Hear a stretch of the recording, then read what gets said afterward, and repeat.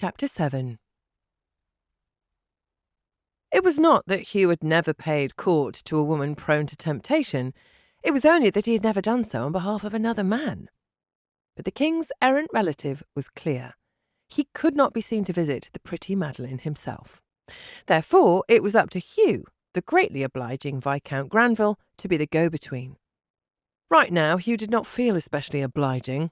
However, there was naught else he could do.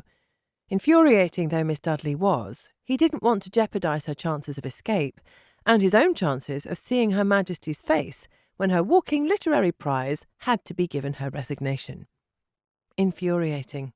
Yes, that was the word for Lavinia Dudley. Strangely enough, she was less so when she was obviously, openly infuriated herself, her cheeks blazing and her eyes afire, and in those moments she made him desire nothing so much as to spar with her forever. Well, that and other things. It was when she was at her most saintly when he found himself wanting to tease her into life. Other things indeed. She was not the kind of woman to agree to share his bed without marriage, nor would he earnestly ask her to, since, unlike his married lovers, she lacked the protection of her husband's name. As he had told her, he might have been a rake, but a finished scoundrel he was not. The kiss on the balcony was a moment of irresponsible weakness. She was, surprisingly so, right in that instance. It was never to be repeated again. It was because of the combination of all those factors that Hugh now found himself knocking on the door of the modest, if well-situated dwelling occupied by Miss Madeline Peabody and her widowed aunt. He was received and admitted to the parlour. The interior surprised him. The textiles decorating the walls were cheap, but the windows were hung with what looked like genuine brocatelle. A family of modest means, but with aspirations. The aunt was precisely the kind of retiring, dowdy creature he had expected.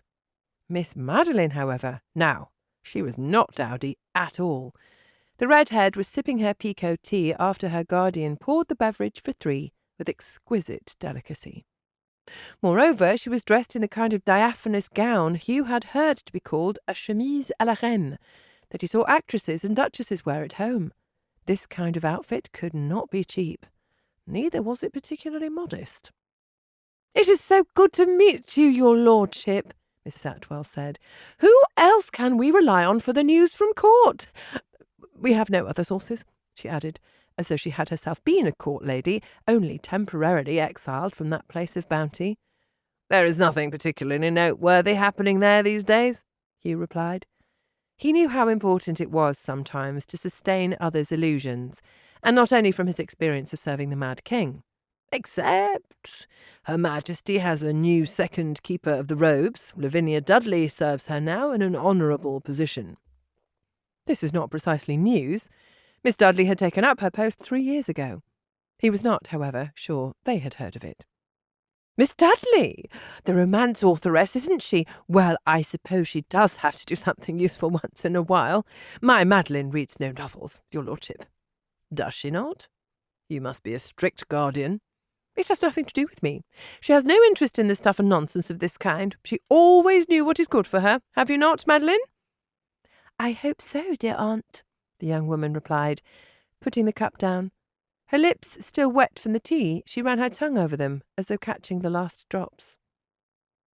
Hugh felt the strangest sensation looking at her. He knew the gesture was as alluring as her gown, if not more so. However, he found himself watching it as though through a layer of cold glass, feeling nothing, desiring nothing. Yes, the touch was as calculated as the professions of Miss Madeline's sensibility and dislike for novels. But calculation in women had never repelled him before. His mistresses were as calculating as could be. The allure of Lavinia Dudley could not be running so deep as to render him immune to the charms of other ladies, could it? "Madeline has recently celebrated her 20th birthday," Mrs. Atwell said. "His Majesty's visit to Cheltenham is, of course, the greatest gift she could have asked for." "I have always dreamed to catch one glimpse of him," Madeline Peabody murmured softly. Her voice was like a mountain stream, pure and lovely. If Hugh was to stay for too long, Mrs. Atwell would probably prevail upon her niece to sing, and the way she sang would probably turn out to be divine. You would not have liked the results, Hugh thought. He recalled all those mornings of fitting King George out for his famous stately walk upon the terrace, and all those afternoons of nightmarish promenades in the garden, spent wondering if today was going to be a day of euphoric merriment for his royal charge, or of such black melancholy Hugh would have cause to fear for his Majesty's life. He is a man of great kindness. Hugh felt the habitual charming smile stretch his lips, without a particle of change being occasioned within. A true father to his people. "Dear Aunt," Madeline said, turning to Mrs. Atwell, "I feel a little chilly. Would you mind bringing me my shawl?" As ploys went, this one was not the most original one. Besides, it depended on the older woman not being terribly bright, for what intelligent woman would fall for such an obvious trick from a young woman wanting to be left alone with a handsome young man? "Of course." Mrs. Atwell stood up. "Do play the harpsichord while I'm gone, Madeline. I'm sure his lordship is going to love your accomplishment." This, too, was not a new thing. It did, however, prove Mrs. Atwell was not as reckless as Hugh supposed her to be at first. This was not a large house, and one could reasonably hear the sound of music from another room. While the harpsichord kept playing, it would be clear the young woman was busy, and nothing untoward was passing between her and their visitor. Madeline Peabody obeyed, playing a ditty Hugh dimly remembered made popular by some play 5 years ago. However, once her aunt left the room, she turned sharply to Hugh. "Have you brought something?" Madeline asked breathlessly. Her hands were still engaged, and she played without missing a note. She was accomplished indeed. "I did." He took the gift in question out of his pocket. The daylight, streaming through the windows, flared up upon the diamond bracelet. Madeline Peabody's eyes flashed almost as brightly as she saw the present. "How sweet of him," she murmured. "God, but I missed Kurt so much. Put it in my pocket, it's here." She nodded, rather generally, in the direction of her morning gown as a whole. "Quickly!" Fortunately for her, Hugh was sufficiently acquainted with female attire, with getting women out of it mostly, to know where pocket holes were usually located. He slipped a hand in, depositing the thin piece of shining jewellery there. Madeline's flesh was burning through the thin linen, as though her anticipation and frustrated desire lent themselves to her very body. Hugh did not linger. Withdrawing his hand, he wondered if he slipped his fingers into Lavinia Dudley's secret pocket like this, if her skin would feel just as heated through the cloth. She had no less a reason for frustration than Madeline Peabody did, more so even. When Mrs. Atwell came back to the room with the shawl held aloft in her hands, he and Madeline were sitting innocently apart, as decorous as a Gainsborough portrait. She did take a lot of time for a simple errand, and it occurred to Hugh that perhaps she was hoping him to be a genuine suitor she could catch for her niece. The notion was not that laughable, and would account for her desperation. 20 was not 30, but it was not 17 either. It would also account for her curious tolerance of her niece's choice of attire. Everyone knew, after all, that a man with his blood up was not always a man thinking clearly. Hugh waited for a quarter of an hour more and professed a hurry to make other morning calls. "Your visit has been such a pleasure," Mrs. Atwell proclaimed. "I would be so very delighted if you were to call upon us again while the court is in Cheltenham." "Oh, yes," Madeline Peabody said, her voice as soft as before. "We will both be delighted." When Hades freezes over. Hugh had been at wild parties organised by the imaginative Prinny. He had been in the bedchambers of shameless married noblewomen. But no visit before had given him such an acute desire to have a thorough bath. Ladies of rank, as well as those fortunate enough to live within their orbit, had no need of the public spa-room to drink the healing waters of Cheltenham springs. Ladies of rank had access to the private wells of their peers, such as the sunken private well on Lord Fauconbert's residence. But no one could prevent, in this more louche atmosphere of a holiday, 2 young ladies in waiting from going to experience the atmosphere of a public place for the sheer thrill of it. Likewise, when Lady Alicia and Lady Marianne invited Lavinia along with them, she was in no position to say no. In truth, she hoped for a quiet hour in the morning to work on reassembling the shambles of her writing, or at least reading. That, however, was not to be. One look at Lady Alicia was enough to freeze the blood in Lavinia's veins. Not because the young woman in question was unpleasant-looking in any way. If anything, she was remarkably pretty. No, Lavinia recognised in her the figure whose features she had only seen shrouded in shadows. She was the young lady in waiting from the night of the King's escape. That explained the invitation, Lavinia realised. They were now bound by shared fear. The night in question seemed to be 300 years away, as they were walking through the elm-lined avenue, drenched in spring sunlight. "Perhaps we could go to Mr. Cook's porcelain warehouse next," Lavinia ventured, as she realised both were made too sullen by the lack of sleep to start the conversation. "I've heard he has very fine exhibits." The women exchanged perplexed glances. "But Miss Dudley, his offerings are all Chinese," Lady Alicia replied. "Isn't that a good thing?" Lavinia asked. "China being where porcelain originated to start with. That's why we also call it China." "Is it?" Lady Alicia turned to her friend. "If Miss Dudley says it is so, she must be right," the dark-haired Lady Marianne replied, a little too meekly. "She is the one for book learning after all." "I cannot say I read that many books," Lavinia lied hastily. It was not much of a lie these days, truly. "Oh, but you must, Miss Dudley," Lady Alicia said, with what would have passed for earnestness, had Lavinia been more oblivious a creature. "You write them, after all, and if you were not to write them, who is going to entertain Her Majesty these days?" Entertain. As though she was a jester from the old days, while they were the legitimate companions. Lavinia's skin prickled as though from contact with some venom. "Why do you dislike Chinese porcelain, anyhow?" She tried to return the conversation to its original gentle topic. "Oh, but it's so vulgar!" Lady Alicia exclaimed.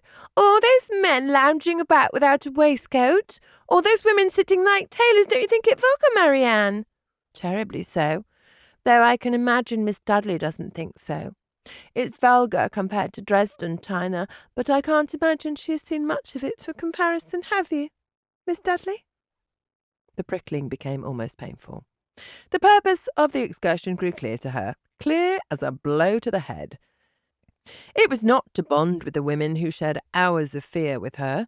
It was to make her understand the experience entitled her to no familiarity with the ladies who actually belonged at court. That the shared experience was an aberration. That she was to know her place. "I have not," Lavinia said softly. It cost her a great deal of effort. A greater deal, perhaps, than it would have before this trip. It must have been that heady atmosphere of royal travels that imbalanced her so. Before that, Lavinia had lulled herself into the kind of numbness that would have allowed her now to bear the women's mockery almost easily. As it was, she barely restrained herself from telling them she saw no Dresden figurines in her childhood because she and her father both committed the great sin of getting where they were on the strength of their work.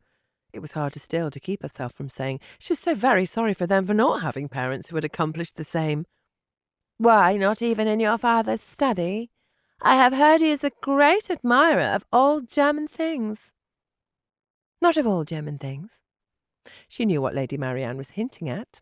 One might have as well ripped the bandage off. "Only the German music. He has been writing its history for a decade, and the third volume has recently gone to the printers." The two laughed, as though they had heard an excellent joke. Lady Alicia shook her head. "I bet you are quite a dynasty. The printers of London must be making quite a tidy sum off you." Here it came. Coup de grace courtesy of Lady Alicia.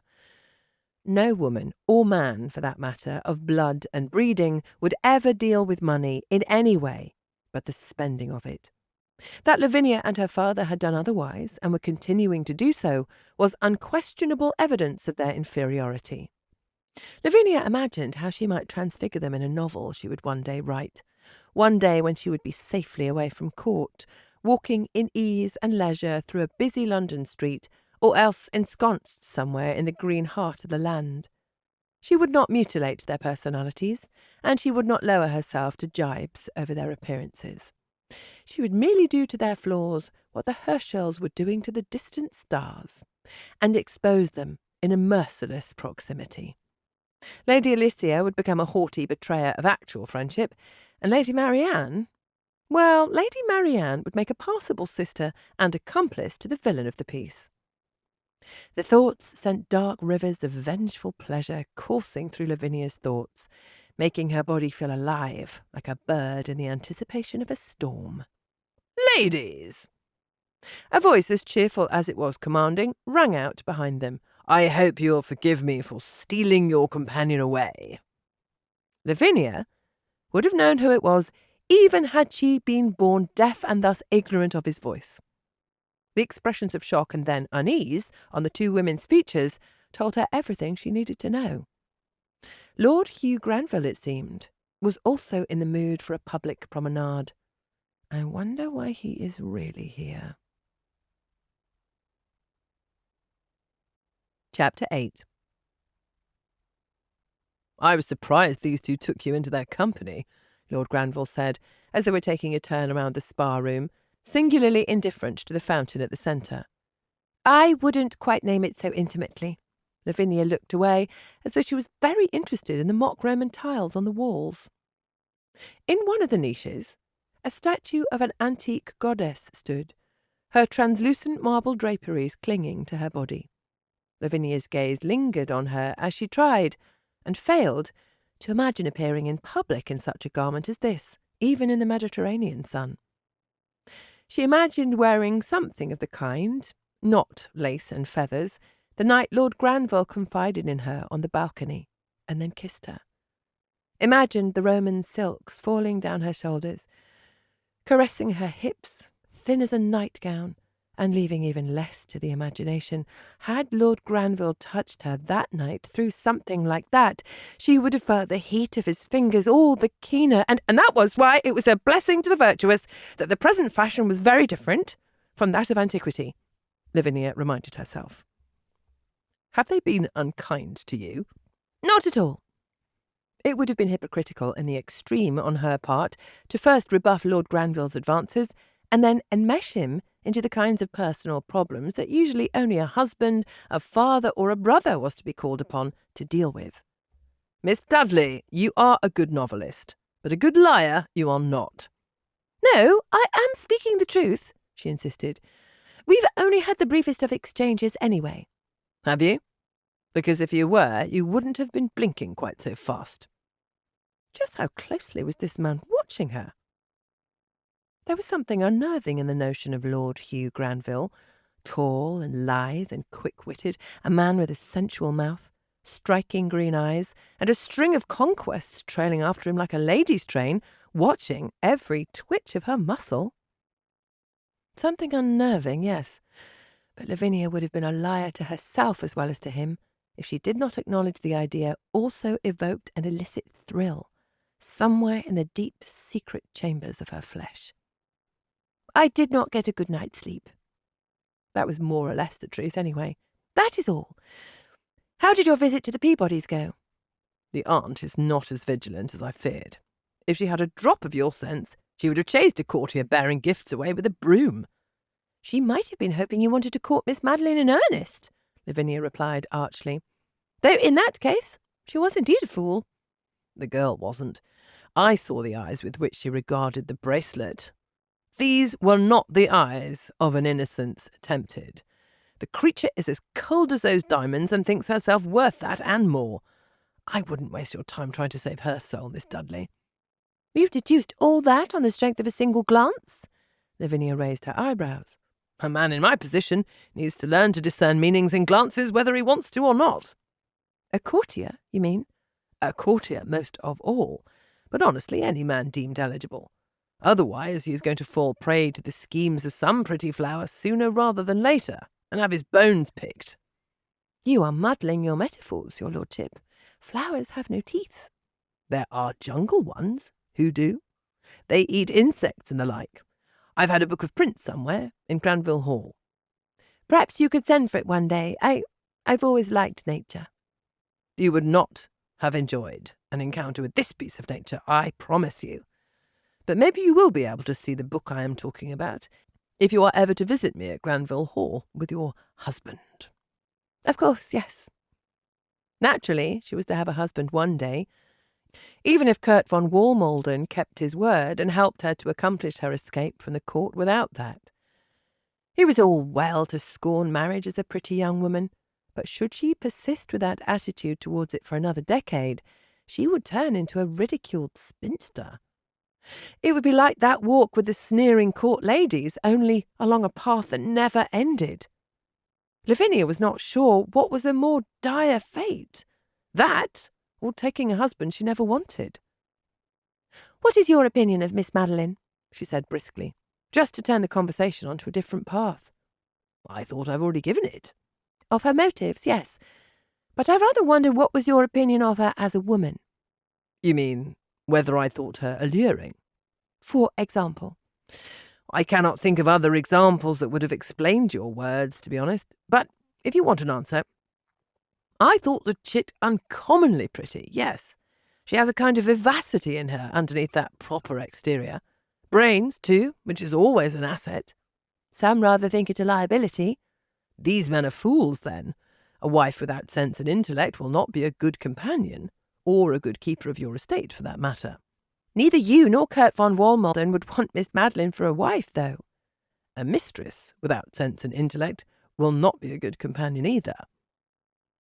Lavinia wondered if the admiration for the other woman in Lord Granville's voice stemmed from something more serious than a passing glance.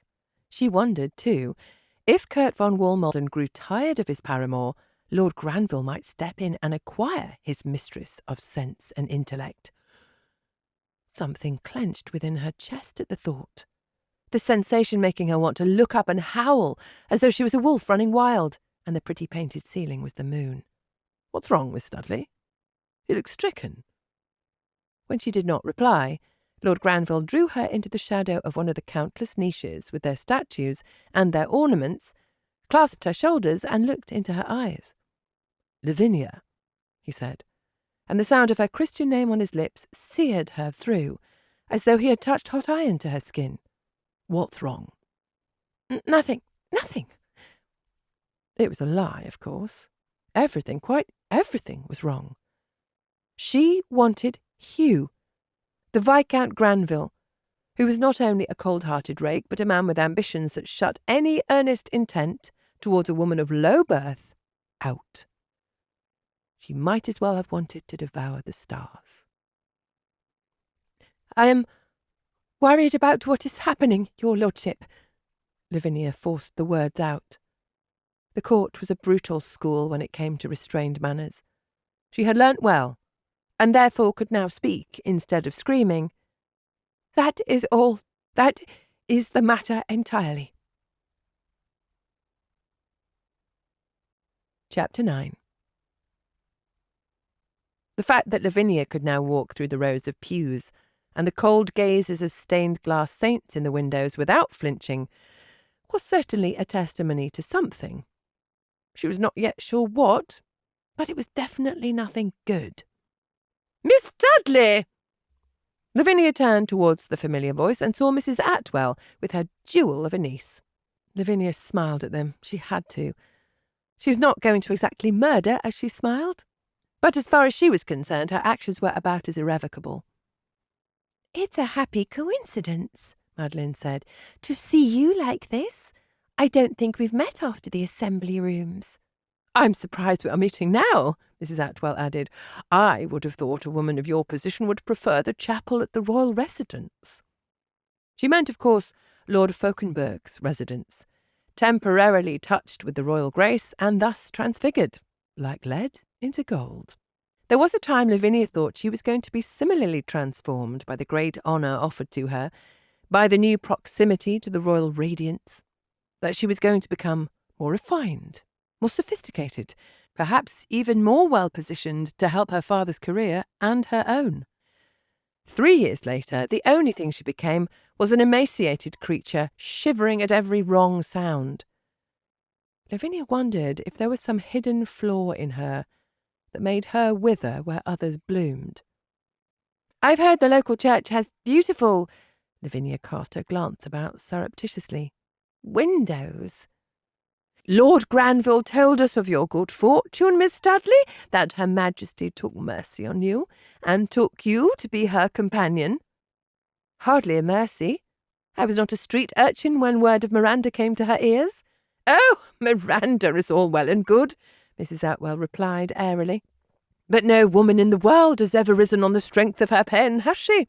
Mary Wollstonecraft did. Much good that it did her, the shameless creature. A daughter out of wedlock. A marriage to that malcontent. If she were my daughter, or indeed niece, I would have died of shame. You need not look so very peeved, Miss Dudley. Such a fate will never befall you. Coming to court was such a splendid opportunity for you. I imagine you have plenty of suitors there." Did she really look peeved? However much sympathy Lavinia felt for the poor Madeline, Lord Granville's insinuations about her character were certainly a courtier's cynicism. It did not mean she need to extend the same to her aunt.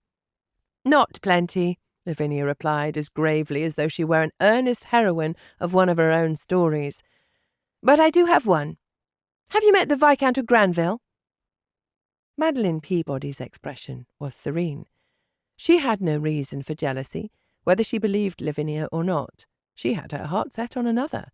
Mrs. Atwell's expression, however, had to be seen to be believed.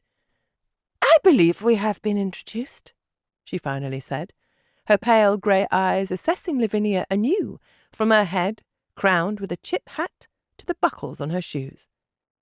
"In the assembly rooms?" "He is a good man, isn't he?" Lavinia asked.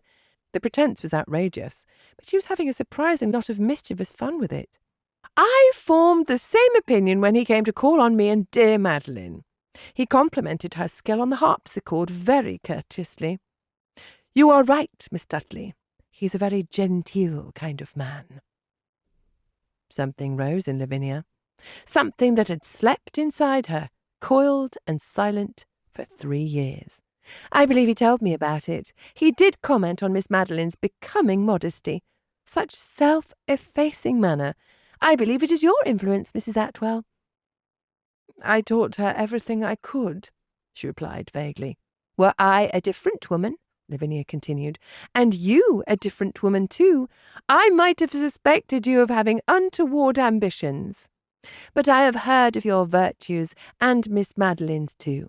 His lordship told me about in great detail. I know your position when it comes to such things. I do expect you are knowledgeable indeed." This last pinprick, the hint at Lavinia being the dreaded thing that was a blue stocking, was left without a response. Instead, Lavinia expressed a bland hope for a good sermon as a farewell, and went to take her place in the pews. When she brushed her hand against that of the studiously silent Madeline, she tucked a small note into her palm. Her pale fingers closed around it eagerly. When the champagne-like sensation of a brief victory won subsided, Lavinia felt more wicked than ever before. Helping a man ruin an unmarried woman while spewing concealed venom on the latter's guardian sounded like something the villainess from a novel might do, not the heroine. She was resolved to sit through the sermon with her eyes upon her hands. "I, and wiser men than I, have often talked of the need for greater modesty in the female attire," the vicar said, his voice as gentle as it was clear. "But the choice of garments is not the only, not even close to being the greatest one, a young woman can make that will show her good sense and virtue. Much more important is one's choice of friends." Lavinia raised her gaze. Startled, she recognised the topic. Not the precise words. These, of course, had been slightly altered and repurposed, but the direction. "No person who possesses good sense himself," he continued, "would call for a young woman to be cut off from innocent delights of friendship, and to be imprisoned in 4 walls, as is most sorrowfully the case in some popish countries." Yes, it was definitely something from Fordyce. The references to the cruelty of foreign Catholic patriarchs and the misery of their over-controlled female charges were definitely there in sermon number 5. I am not of the number of men who claim that female friendship always has the sincerity of a viper in the grass. I do confess that most friendships between men I have seen in my life are steadier and somewhat more earnest than those I have observed between unmarried women, but that is not to say that better cases are unknown. But even in these cases, the vivacity of friendship can sometimes overflow into folly. It is as advisable for young women to seek the friendship of the wise and the sedate as it is for them to stay away from novels of corrupting tendencies. There are plenty of tragedies I should not put into words, where the gaiety of a young woman, with more sensibility than sense, has led her friend onto a path of vice. The sermon went on, turning later into a warning for the young ladies here. The vicar said firmly, although the desire to please and accommodate men is a natural, striving, and even useful in the light of their future matrimony, it could lead to competition with bosom friends in question that rarely ends in anything good. Lavinia, however, barely paid attention to the vicar's warning, having already known what he would say. Her face felt as though flames were about to burst through her skin. Many years ago, she used to read Fordyce as a young girl in her father's library, delighting in his gentleness and charity and insistence upon the importance of the female sex. She had told herself back then, not in so many words, that she would one day lead such a life as to make the author proud were he to learn of it. She even envisaged meeting him one day and receiving his impressed praise. In her adolescent, half-formed mind, this imagined occasion had all the significance, being crowned with laurels once held for Roman poets.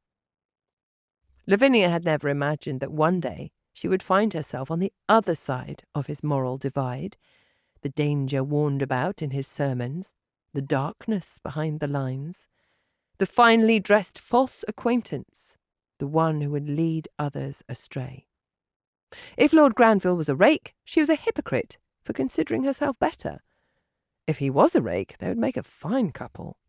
No one would know of her involvement, unless Madeline Peabody would decide to accuse her openly after the inevitable abandonment. Perhaps one that would come years later, but maybe only weeks later. But Lavinia would know. How on earth would she be able to look in people's eyes as they proclaimed the improving virtues of her novel and the novels to come? For that matter, how on earth would she be able to write them? When she wrote Miranda, it was a joyful exercise of the ideas that had been growing out of her mind for a long time. When she wrote her tortured tragedies, it was a natural product of her emaciated soul. But thinking, doing one thing, and piously extolling another was beyond her abilities. She had always been made out of whole cloth. There was only one thing to do. If she were to be consistent, she had to stop professing false virtue to the man she now knew she wanted with every fibre of her being. Lavinia barely recalled the journey back to the tiny room found for her at Lord Fauconberg's residence. She barely even recalled looking for writing supplies, or where she managed to find them, although the burning impatience that accompanied the search was memorable indeed. When she finally had paper and ink and all the writing implements, she poured the letter upon the blank page as though the words came from some overflowing cauldron. It was a red-hot lava of a letter. She abandoned all chronology and pretence of measured arguments, for what arguments could possibly be needed here? She wrote of the revelation that came over her in the Cheltenham spa-room among the almost bare statues, and then of the wicked interest that flickered within her as early as the royal birthday ball. She wrote of the savage frustration she felt at the mere notion that Hugh, she felt that a woman ready to forsake her virtue for a man was entitled to call him by his Christian name at least, could find any other woman alluring. She wrote of her jumbled, angry fantasies of him leading a lover through the palace corridors to sport with in his bedroom. She crowned it all with what, in that moment, seemed like good reasoning. Since she was likely to be dismissed from court shamefully when Queen Charlotte learnt of her new position as a lord's mistress, it would even, in a way, solve her problem. It seemed almost neat, possessing a kind of perverse logic. Finally, Lavinia signed her name. Then, her hands trembling as one trembles from a chill or a fever, she stacked the sheets into a careful 3-page construction. Since the postal service was never to see this letter, she did not have to apply any economising tricks as she usually used in sending letters, turning the sheets horizontally and overwriting the existing text with perpendicular lines to save space, for instance. No, this was to be one of those letters passed from hand to hand and burnt in a fireplace after reading. However, it was late spring, and it occurred to Lavinia that Hugh would have trouble convincing anyone that lighting the fireplace in his rooms was a normal course of action. Well, she supposed he would then have to shred the letter with his fingers until no one could discern the meaning of the pieces. Provided he had the patience for it, of course. Lavinia doubted he did. She might have been in a grip of shameful passion, but it did not precisely render her an idiot. Her eyes fell upon one of the paragraphs on the first page. First drafts rarely came out clean, but this was an embarrassment even for a first draft. The comparison of love with flame was trite in the extreme, and the phrase that followed, heavens, it made even her unfinished tragedies look like the lost works of the bard, or at the very least of Christopher Marlowe. Lavinia recalled the evening concert, and Hugh's incising criticism of their prose delivered in a whisper. The last thing she wanted was to demonstrate even worse ineptitude in a letter that was to decide her fate. Lavinia reached for a clean sheet of paper and began the work anew. When, several versions later, the sun was already ripening into sunset, Lavinia reread what appeared to be a satisfactory letter, and the dark storm in her chest calmed itself somewhat. She was guilty, her inner voice judged, and undeniably so, but would her ruin somehow mitigate Madeline Peabody's? Lavinia doubted that. She could do better things. She could dedicate the years ahead to instilling sense and virtue in her nieces, lady readers, and friends, to whom she vowed to be a better companion than she had been to Miss Madeline. Although had she really been a companion to Madeline Peabody, a chance acquaintance was perhaps a better choice of words. Would he have managed to talk her out of continuing this contact with the king's errant relative, even if he could? Why would a young woman, especially if Hugh was right, and Miss Peabody had some ambition in her blood, pay any heed to the words of some chit she had seen a few times in her whole life, as opposed to the glitter of a nobleman's promise? Clearly, the most sensible course of action was to tear the letter up most thoroughly the way she hoped Hugh would do. But sense or no, she had sunken hours of labour in this letter, as much as she ever spent on a chapter intended for an actual publication. Destroying the fruit of one's own work had never been particularly easy for anyone, even those who thought their writing a shameful secret or a fanciful hobby, and Lavinia belonged to neither group. Perhaps, she thought, blackening out the names and places, one day it would make a fine chapter, in truth. A part of a narrative she was going to invent one day when she was away from the court for good. Until then, she hesitated. Until then, it might be better if she carried it on her person. Even with the names blacked out, there was always a chance someone going through her things, a malicious lady, a curious maid, or Mrs. Schrellenberg herself, would interpret it in the most scandalous way possible.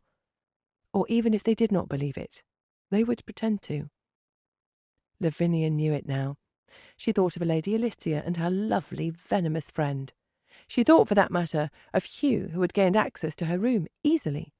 Even with the dreams of dramatic ruin buried, she did not want to relinquish the use of his name, for surely it hurt no one when pronounced solely in her thoughts.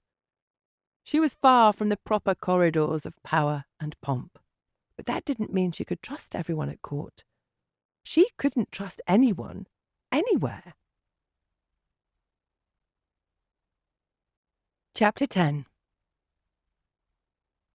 A few nights later, Lavinia awoke from the sound of powerful, urgent knocking on her door. The Queen was her first thought. She must have woken up in the middle of the night and needed her.